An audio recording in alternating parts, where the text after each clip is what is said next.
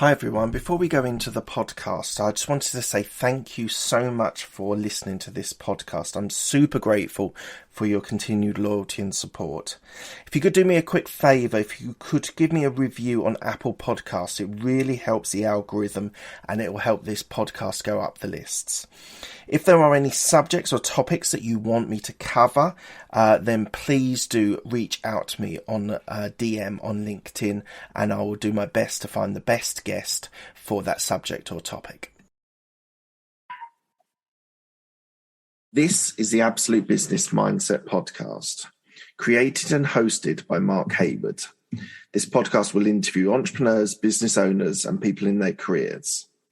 We will delve into their journey to success, key life milestones, and go deep into their area of expertise. Get ready to learn from others' successes and failures. Today we have Nikki Nash, who is an author, speaker, podcaster, and marketing mentor. Hello, Nikki. How are you? I'm doing well. Thank you so much for having me. Oh, it's my absolute pleasure. Absolute pleasure. There's a lot to talk about. You do some amazing things. So let's start at the start with Nikki Nash and you as a marketing mentor. So tell me about your business. Yeah. So about 6 years ago, I quit my job as head of marketing at a tech startup.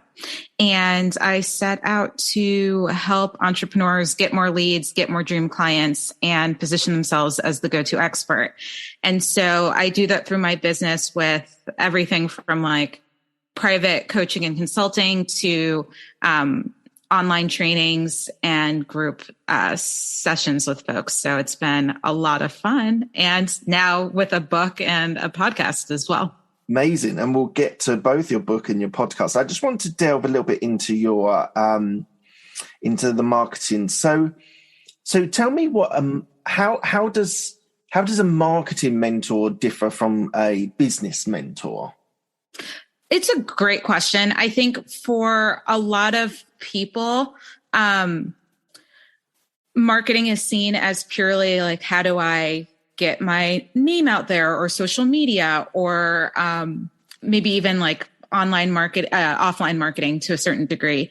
But the reality is that a lot of what I do with my clients overlap with what a business mentor or coach would do, because I really look at, what are you selling? Who are you selling it to? How are you selling it to them?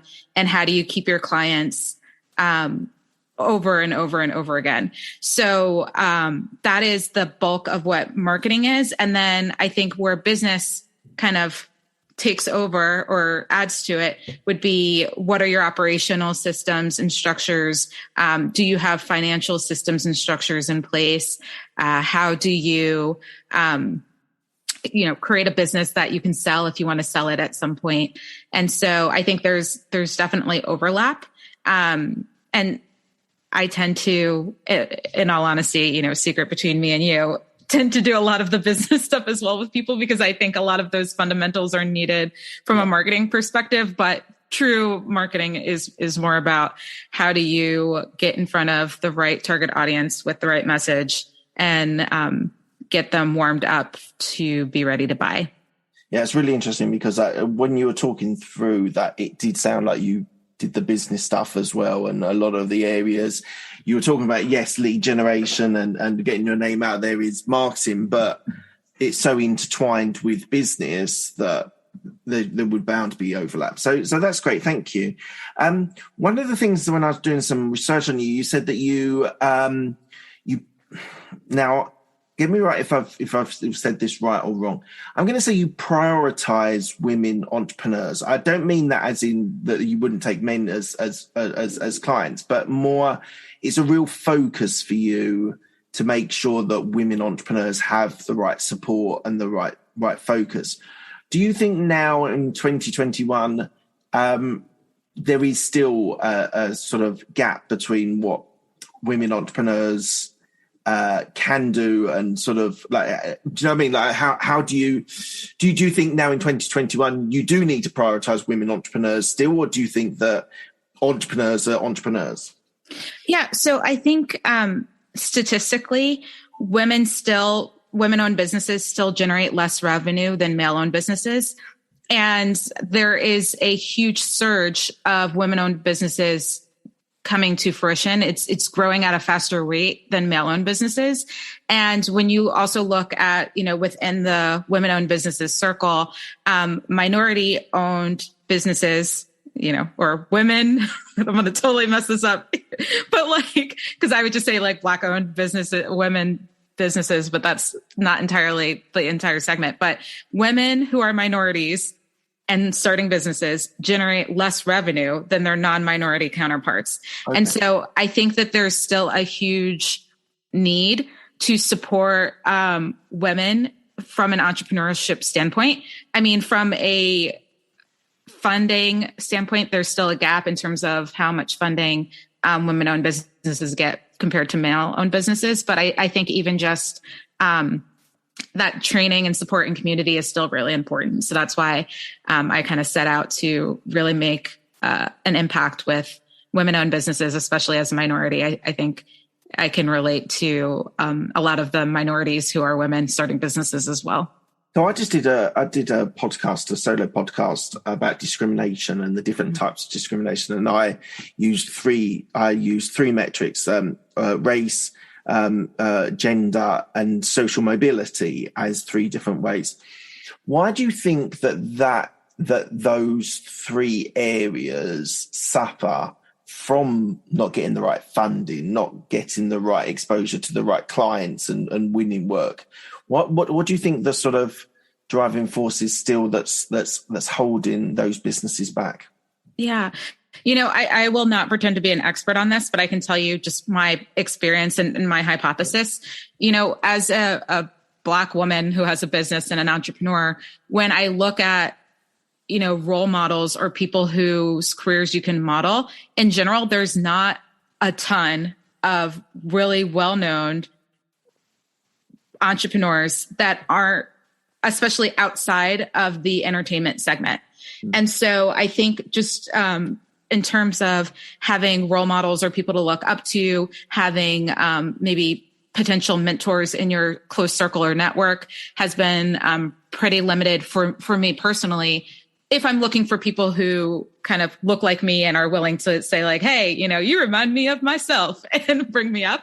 That being said, I have one of my dad's best friends is white and male and fabulous at business, and he mentored me growing up. And so I think even though there are a number of people who would support anybody regardless of race, gender, age, social, economic class, I still think that there are just certain exposure to knowledge and people and resources that becomes limited if you aren't immersed in a culture that has people like you in it, So I think that's part of it. See, the reason why I worked in a corporate career for a long time, and genuinely, not necessarily in any of the three areas, but genuinely, you get on people. I've got to think about this, how to phrase this, but people that look like other people, and you sort of have a connection with them because of color, social mobility, whatever it is. I can see that I might promote that person because that person reminds me of me, and therefore, if I'm white and I see a Black person, then maybe then I might not promote you. I'm not saying that's my view, but just sort of that's like people do promote people that remind themselves of them. But as an entrepreneur, there's something one of the beauties of entrepreneurship is that the market is the market. And if you've got a good product or service, I would like to think, and maybe I'm being naive here, I would like to think that it doesn't matter what creed, color, race, whatever, it matters, because if you've got a great product that you're selling, that will work in the market. I always thought there was an honesty about entrepreneurship that if your product or service was good, you would succeed, whatever sort of color or creed you are. I think fundamentally, or like at the highest level, there's truth to that. But I still think that people who have a good idea in a market can still mess up their business by not understanding, whether it's business fundamentals or, having the right mindset or things like that. And a lot of those kind of business skills and know-how come from either failing a ton and sometimes you don't have, if you like, some people fail, like I fail all the time, but like some people can't come back economically from their entrepreneurial failures to do it again. But also I think having mentors or consultants or resources that can kind of guide you, or even just exposure. I listen to a ton of audiobooks because I'm fascinated by how people do things and what they've learned from a business perspective. Exposing yourself to those resources and knowledge, that type of knowledge, I think can help mitigate how badly someone falls. It's like having training wheels, like, you're supported for a little bit, but eventually you're going to need to take the training wheels off and you'll still probably fall, but it hopefully won't be as bad. Yeah. Okay. Thank you. Why do you think business owners now need a personal brand? We'll be back after a quick break.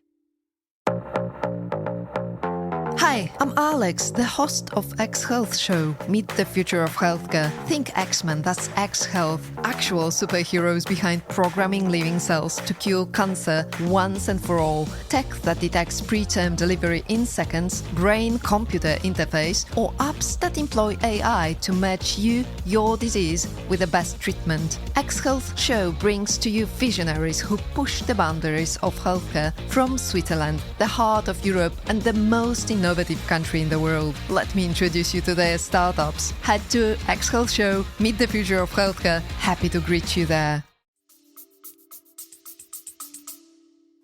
Oh, this is such a good question. I think there's been a trend, and I honestly think pandemics probably expedited this or heightened it a bit. But there's been this trend of people who are buying products, whether you're selling a B2B product, like if you're a business to business entrepreneur, you're selling to consumers, but the end buyer wants to feel like they know the person they're buying from. And I think, fundamentally business was relation based, especially back in the day.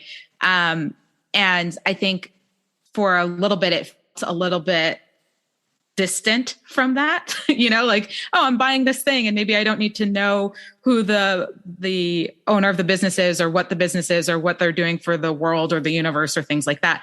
But I think now people just care more about where they're spending their dollars, who they're building or paying money to, that the company really has their back, that they're maybe, making an impact with the money that they spend. And so having a personal brand where people know who you are, what you stand for, why you created this business can make a huge impact in people's buying decisions and also can give you way more exposure to you and your business and your brand. That's really interesting. I think you're right. I think personal brands, as you say, people want to know the story behind it just as much as what service they provide. I think that's fascinating. What is strategic storytelling? Yeah. Strategic storytelling is very much aligned with building a personal brand. And one of the things I just really quickly, because I forgot to mention it, the other thing why personal branding is important is for client retention. Because, if you're in a market, especially where people hop around from brand to brand, if they feel connected to you, they're more likely to stay loyal to you. And that's why when you think about, okay, well, how do I get my message or my story out there? You want to do it in a strategic way. And I'm not saying like, oh, I'm going to strategically tell my story this way and everybody's going to follow me and buy my product or service. But what I mean is sitting down and thinking, okay, what would somebody need to know, think, or believe about our product or service or me as a person to want to, or to feel confident in choosing to buy from us or not, and for choosing to stay a customer or not, right? And when you can sit down and think, okay, well, what's important to my target audience or things that they're going to care about or they're going to think about are, I'm going to make things up. I'll use myself as an example, but my clients and customers typically like that I have failed a ton of times, and I'm more than willing to share that, right? They want to know that they're speaking to somebody who knows what they're going through. They often want to know that I have had the success that they're looking to have in their business. They're curious about that journey so that they can prepare themselves for going through it. They want to know that it's possible for them, especially before they invest, right? And so if I know this about my audience, then I can sit down and go, okay, well, what stories can I share that will show that I know what it's like for them, that I can show that I am where they want to be, that I can show the process that I went through and why working with me is going to give them the experience on that journey that they want. And so when you can sit down and think that way, then you can go, okay, well, then these are the stories that I have that I should really be publicly sharing. And you choose the medium that's right for you. You know, some people, it's going to be podcasting. It might be videos. You could go live. You can have a YouTube channel. Maybe, I do a lot of storytelling in my book on purpose because one, that's the way I like writing and teaching. But two, when people read it, they're like, wow, I know this was a marketing book, but I feel like I was entertained and I learned a lot about, entrepreneurship and the journey along the way through stories. So I think it's really about sitting down and going, okay, what do people need to know? What do they need to think? What do they need to believe in order to powerfully choose to buy from me or not? And then what stories do I have that will support them, thinking, knowing, and believing those things? So I totally agree. There's the connection that you can get from storytelling. And as a podcaster, you'll know the stories are the golden nuggets in a podcast when people think and tell stories about their experiences. That really makes a really good podcast. But what I'm interested in is there a structure? Like, do you teach a structure to how to tell your story? So, yes, I'm going to give you one of them because it changes slightly. If you're trying to intentionally sell a story to sell something, like you might need more components to what I'm about to say. But at the highest level, what you want to do is when you are telling a story, and this works whether it's a written story and audio, you're telling it, through the written word, audio, or visually. But the first thing somebody needs is to know that this story or what you're about to tell them is relevant for them and they care, right? And so you want to hook people. And this concept is really important in storytelling. And essentially what you can do, an example could be, have you ever wanted to create content, but you had no idea what to say? And you've spent, hours and hours putting nothing on a piece of paper, hoping that a story would come out of you, right? I'm making this up, but you bring somebody in and say, yes, I've been there. Infomercials. If you watch bad American television or infomercials, great at this. Cause it's like, do you have hair that's constantly clogging your drain? And you're like, yes, I do. It's like, well, wow, we've got the solution for you. But it's cheesy, but you want to do something similar in a way that's natural for you, where you're like, hey, if this is where you're at, if this is what you're struggling with, you're going to want to tune in, get your popcorn, pay attention, because I'm about to blow your mind, right?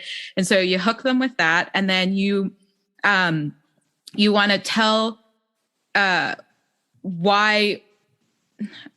Essentially, you want to tell your story. So you hook them, you tell your story, and then you call out what were the important points of your story, what were the takeaways. And then I like to give a call to action after that. That's the general structure. So it's hook them, tell the story, give them a repeat of the takeaways or the ahas that they should have gotten from the story, and then give a call to action. And if you're trying to sell something, so to speak, or sell people onto the idea of booking a call with you or something like that, you can share in there, why taking that action will impact their life, what value they'll get out of it. And you can kind of beef up the area around the call to action. But that at the highest level is a pretty simple structure where you're like, hook them, share magic story, and stories are most effective when you don't go on tangents. You know what what I mean? Like stay focused on the story and tell the points and then give a call to action. And when I craft this, work backwards. I'm like, what do I want somebody to do? And that ties back to, do I want them to know something, believe something, do something, whatever? What are the points that they need to know in order to take that call to action? And then what story do I have that can illustrate those points so that I make sure that the story I'm telling aligns with the points? And then where are they right now such that they'll go, yes, I want to pay attention to this piece of content. So I work backwards when I craft it, but you tell it in like a hook story call, takeaways, call to action sort of standpoint. That's fascinating. That really is fascinating. What obstacles do people face when building a brand? What's the biggest sort of obstacle that people find? Ooh, well, the biggest obstacle, like the biggest one is facing themselves. Like so often people, when they're trying to build their brand, I've heard everything from, I don't want this to be about me, or what if, somebody says something negatively, worried about bad comments. What if I forget what I'm going to say? Who really cares? It's a lot of mindset around, being visible and sharing their story and sharing their message and building that personal brand. And what I typically like to remind people, and we go through a process, but at the highest level, what I like to remind people is that it's not about you. Like you are just the vehicle of which you are providing an opportunity for somebody to transform their lives, regardless of what you're selling. And so you may be telling stories from your life or quote unquote talking about yourself, but you're not doing it just because you feel like talking about yourself. You're doing it through the standpoint of being of service. And so when you can forget about, oh, it's not about me, and you can focus on who it is you're trying to impact, what they're dealing with right now, what they're struggling with, and how your product or service can help them, then you can start to kind of gradually work through all right, I'm about to talk about myself, but who cares? Because it's not really about me. I'm actually sharing this so somebody else can realize what's possible for them, or somebody else can learn from my mistakes or things along those lines. Thank you. We're going to jump back to your degree. So your degree was in journalism. Why did you choose journalism? Oh my goodness. I have loved writing and creating content and stories for all of eternity, pretty much like since I was young. I actually wanted to be an actress when I finished high school, and I got really scared. Mindset, people, it affects everything. And I didn't think that I would be able to make a career because most people fail. And so I was afraid. And I went to college and switched my major a million times, but knew I loved writing and creating and storytelling. And so I went into journalism and turned at a news station, thought I was going to be a journalist, did a postgraduate program to meet high executives at publishing companies, because I was thinking, if I can get into a magazine or something along those lines, I could become a journalist. And I fell in love with the marketing people. I was like, these marketing people are great. They're so energetic. They were funny. And next thing you know, I was taking a job at InStyle magazine in the marketing department and kind of abandoned journalism. Well, yeah, because your first role was Time Inc., wasn't it? In sales and marketing. So how did you, not how, but how did you fall in love with sales and marketing? Like what was it a person? Was it just the energy? Was it the group? What was the driving force for taking that first role? Yeah, it was the energy and the group of the people. And they were sharing, what life would be like if I were working in editorial at a magazine. And at the time, my age, I had interned starting in high school at fashion companies. And so I thought I was going to work at a fashion magazine. And I just kind of got some sort of insight into what my life could look like. And the marketing life seemed way more fun. And I had a lot of fun. I would do events for luxury brands that were advertising with magazines, and they would get, hey, you spend a whole bunch of money, we'll do this value add for you. So I would run events. I would run sweepstakes and contests. I did all sorts of fun stuff. And that kind of led me down a path where I just kept going, all right, well, what would be the next fun thing or interesting thing for me to do. And I gradually moved from, magazines to working at an ad agency to then working or going back to school and getting my MBA. And then ultimately working for big brands like Coca-Cola and Intel and then going, let's see what life is like startup wise, because I wanted to learn how to build a business. So it kind of looking back, it all somehow connects, but it was really game day decisions like, this doesn't feel right anymore. So let me figure out a new job opportunity. So you've covered some of the points. So you then moved to Coca-Cola and Intel, a couple of the big brands that you worked for. Did you enjoy the corporate environment? Was it something that you thrived in? So it's interesting. I did well in corporate. I thought I wanted to be CMO of a big company. And so I remember while I was at Intel, was my first experience working with a coach, because they had an executive coach come in and it was a group. I was in a group coaching program. Little did I know, looking back, I was like, oh, that's a group coaching program. But I was in a group coaching program designed to help me rise in my career. And it was for minorities that they saw leadership potential in. And so I was at a certain level internally and was recommended for this program, entered the program, learned a lot, networked, started building my own personal brand internally at corporate.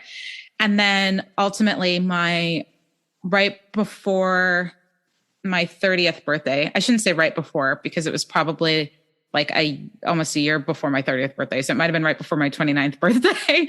Okay. My aunt was diagnosed with ovarian cancer, and that's how my grandmother passed away. So my mom was like, we have to look into this being genetic, because my mom's an obstetrician gynecologist. So she's a doctor. And she said, the second my aunt was diagnosed, she said, we have to look into this. My aunt tested positive for the gene marker, which if anybody remembers, I think it was 2013, Angelina Jolie published an article in the New York Times about her medical choice to have preventative surgery because breast cancer ran in her family. It's a very similar gene marker. It's just for ovarian cancer. So my aunt tested positive, my mom tested positive, and I was just sitting in a cubicle going, I don't think this is what I want my life to be. And so I made the decision to leave corporate because it just didn't light me up. It was more that I liked the people. My people were cool. I got to do some cool things. The money was really good, but was I truly like madly in love with my life? No. And I made the decision to give it up. So interesting. So I quit my corporate job of 15 years last October. So right in the middle of pandemic. And it's so interesting you say that about just not lighting you up anymore. I also thought I was going to be a partner of a Big Four consulting firm, and that was where I was sort of working towards. But yeah, sometimes life gets ahead of like. So I had a life situation, a life changing event, which then made me reassess. So I think these things. Would you ever go back to corporate? No, I wouldn't. No. And just to follow up on what you said about an MBA that you did, was that was that part of the corporate experience, or was that pre as an entrepreneur? It was. I got my MBA because it was really the only way to go from an advertising agency into a big brand, okay. And so I did it strategically for that reason. So it was before I knew I was going to be an entrepreneur. Has it helped you in being an entrepreneur? I'm sure there are some skills that were helpful and that I learned, probably more accounting than anything else, but not really. I mean, I think the best way to learn how to be an entrepreneur is through being an entrepreneur, and kind of going through the experiences and things like that. But yeah, I wouldn't go back to corporate for a job. Now if corporate wanted me to come in and, do a talk to the people and motivate them to like build their personal brands, even internally, to help them thrive and elevate their careers, if that's what they're passionate about, I'd consider that for sure. But working internally, No. Interesting. When I worked with a mentor while I was progressing through corporate, and he said to me, everything is sales. Now he was not a corporate person at all. He was an entrepreneur and business owner for whatever, 20, 30 years. But he said, we're going to approach your career and your as a personal brand, as a sales technique. And yes, you need to sell to your clients and cross-sell and etc. But you need to sell yourself in the corporate environment, influence people, persuade people, promote yourself. Would you say did you see that as well as an effective way of being able to go through corporate? Yeah. One of the things that I was really blessed with the manager that I had, and his name is Tim. And one of the things that Tim shared with me was that for me to continue to move up, he's like, you need to get your name out there. More people need to know who you are, because when you think about corporate, it's like when they're making promotional decisions, they get a bunch of people in the room and they're all vying for their people and to get promoted. And so you need people on like outside of your immediate circle, like your team, to be saying, yeah, that person is amazing. We agree with them, right? Getting promoted. And so my manager, suggested and really encouraged me to do things like, in addition to doing my full-time job, join another team and cover somebody's sabbatical, right? So I was doing 2 jobs at the same time, or to go and build, create relationships with people in other teams that had similar roles to me, but in a completely different business unit. And he had me do a way of getting my name out there. One person on our team had a newsletter. When you really think about it, it was an internal newsletter that he wrote every week. It was just a digest of articles that he would read that he thought were the best during the week. You read stuff, and then it was just an email that was like, it was like, this isn't the name of it, but this is what I'm going to call it. It was like biz bites. It was like little bite size, like sections. And so when my manager said, what can you do? Obviously not the same thing, but something along those lines, I created an internal series called Getting Social with Nikki. And I would do lunch and learns once a month. And I would teach people the ins and outs of a new online platform, because I was in online marketing as my role. And there were other people that needed to understand social and other online marketing tools and resources, but they weren't experts. And so I positioned myself internally as an expert on digital marketing by doing these lunch and learns. And so I think it's 100% true that whether you're an entrepreneur or you're in business, you have to influence the way people perceive you. Yeah, absolutely. Okay, let's come back to you and your businesses. So you've got a podcast called Market Your Genius. Do you want to tell me a little bit about that? Yeah. So I started the podcast in, I want to say, October of 2019. It all happened because earlier that year, I was cleaning out my phone. Shout out to anybody that has 5,000 notes in their phone. And I'm like, I need to delete all these notes. And I found a note that said, start podcast. That was, I think, 3 or 4 years old. And I was like, I was like, apparently I had the foresight to start a podcast a really long time ago. I just didn't do it. It just stayed a note in my phone. And so I said, that's it. I'm going to do this. And when I was cleaning out my phone, I just so happened to be speaking at a conference, and I had the ability to attend sessions that had workshops and a ton of workshops on how to start a podcast. So I went to every single one. And my initial strategy behind starting the podcast was to do a solo show where it was just me talking and teaching people things and then inviting them to join one of my programs, right? But then I had friends who kept inviting me to speak at their conferences or would help promote me and things like that. And I was like, I'd like to offer them something. What have I got? I'm like, I have a podcast. Next thing I know, I am meeting and have been meeting for the last, 2 years or however long it's been, the most amazing people as guests on my podcast. They're people who have helped me promote my book, who have, had me on their podcasts. All sorts of magic has come from it. So the premise of the show is it's for entrepreneurs whether you're just getting started or you've been in business for a while. And we really focus on a lot of those kind of marketing and business topics we discussed earlier. But everything from mindset to lead generation, lead nurturing, sales, leadership skills, content marketing, podcasting, expert positioning, a strategy. We cover a number of business topics, heavy on marketing, but not exclusively marketing, because as I mentioned, you need other things in place that make sense for your business to grow. That is so funny. That was my structure. So nearly 4 years ago, I just started doing a podcast on my own and just teaching people about business. And then as I say, I evolved into interviews, and now it's like nearly 4 years down the line. I've got, I don't even know how many I've done 335 or 336 episodes. I'm not sure how many interviews I've had, probably 150.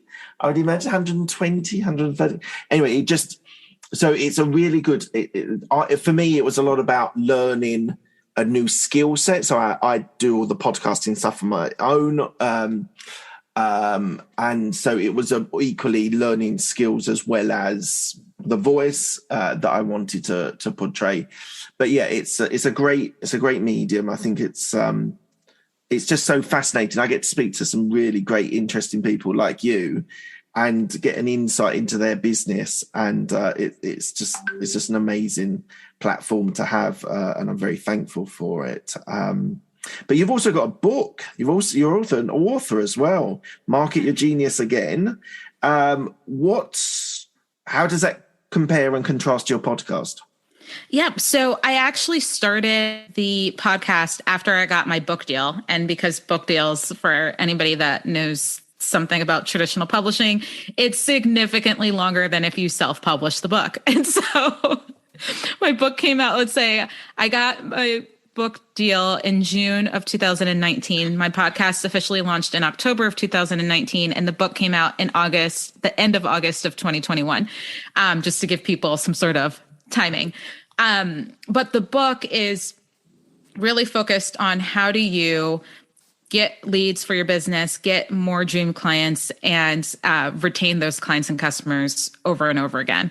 And so I wrote it for the entrepreneur that is probably in business already, but struggling to consistently get clients and have that consistent, business growth and honestly business stability. But at the beginning of the book, I teach the fundamentals of starting a business, because often when people are struggling from a consistent revenue perspective, there are things that go back to fundamentals or foundational pieces that they need to know. So I was like, well, let's support you and also help somebody who's just getting started. So the book is divided into 3 sections. It's how to package your genius in such a way that people want what you have to offer. It's how to then promote it so that people buy it. And then it's how to deliver it in such a way that your clients and customers not only love what you have, but they tell everybody and their mother about it and then keep buying from you. And so that's the premise of the book and what's inside of it. Well, good luck with the sales of that. Hopefully it's successful. It'll be fantastic. Something that I found really interesting when I was doing some research on you, you said you conduct experiments in business. Now, I'm very much in the same vein. I try things and test them. Do they work? Do they not work? What sort of experiments do you run in your business or have run in your business? Yeah. So I have a framework. I call it the Mad Scientist framework. It's real. I go into detail a lot on it in the book, but I'm going to tell people what it is now, and then that'll help give you an idea of things that I test. But the idea came from, or why I started doing this, is because I had what I like to call a symptom called rapid strategy switching in my business, where I had, some people call it shiny object syndrome, but I was like, no, I'm switching my strategy every 3 seconds, and I'm switching the tactics along with it. And it would be because somebody would say, this is the way to basically make $1 gazillion in your business. And I was like, yes, I'm going to do that. And then I'd do it once, it wouldn't work. And then I'd move on to the next thing. Right. And the reality is that, what has anybody done one time, mastered it and been able to master it every single time since, right? Like we didn't walk on our first try successfully forever, right? We didn't talk and start speaking and have a fluency in a language. Everything takes time and you keep going at it. And so I said, you know what? I'm going to focus on one product to one audience for 1 year, and I'm going to have one marketing plan to get there. And that's all I'm going to focus on, right?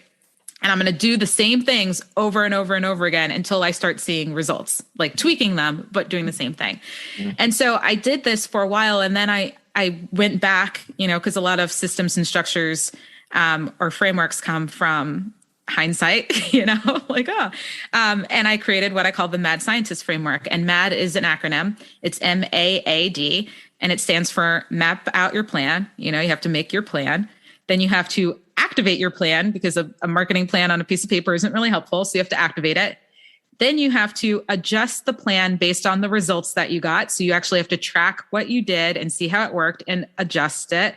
And then you have to do it over again, right? Like you do your plan with those adjustments over again. And I tell people, what helps me is to put these periods where you're going to test something out on your calendar, and you can do 6, 8, 12 in a year. And so for me, if I knew I was going to sell one thing and I was going to attempt selling this one thing 6 times or 8 times or 12 times, right? Then if it didn't do as well as I wanted it to the first time, it wasn't the end of the world, because I knew I was going to do it again in like 6, 8, 12 weeks, 4 weeks, however long I was going to do it. And so all I had to focus on was what were the results that I got? How far off from my target was I? Why do I think that was? What am I going to do next time to make it better and hopefully hit my target? And so that's kind of how I go through it and work with my clients on doing it that way as well, so that, you're not rapidly switching your strategy over and over and over again. Fantastic. All right. Thank you. Coming to the end of the podcast, of the interview, I asked the same 6 questions to all of my guests. They're quickfire questions. They don't need a quickfire answer. First one is, what was the best decision that you made? To quit my job. Pretty corporate job. Yep. What's the best piece of advice you've been given? Oh, best piece of advice I've ever given is do less better. Do less better. Right. Okay. That's interesting. Because is that linked to your sort of changing everything all the time as well? Is it? It can be, yeah. But it was really about, it actually didn't come from necessarily a business perspective, but I've used it that way. But it was when I was in corporate, it's like, stop trying to do all of the things and just focus on doing fewer things really, really well and better than others that stand out. And so I've applied that to other areas of my life and definitely my business. Brilliant. Who's helped you most in your career? Ooh, who's helped me the most in my career?